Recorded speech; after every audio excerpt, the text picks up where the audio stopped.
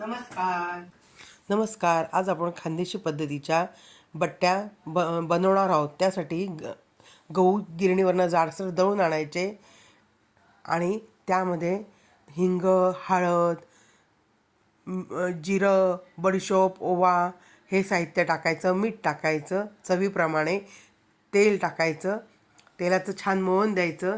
पूर्ण ती कणिक जाडसर दळून आणलेली ती एकजीव करायची.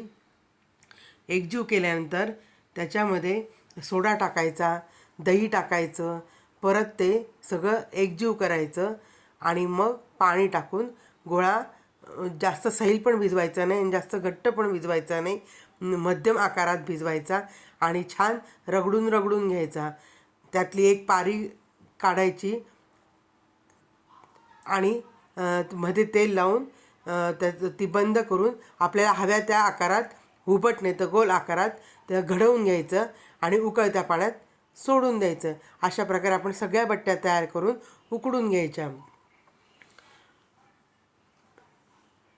बट्ट्या उकडल्या आहेत की नाही हे बघण्यासाठी सुरी त्याच्यात टोचायची.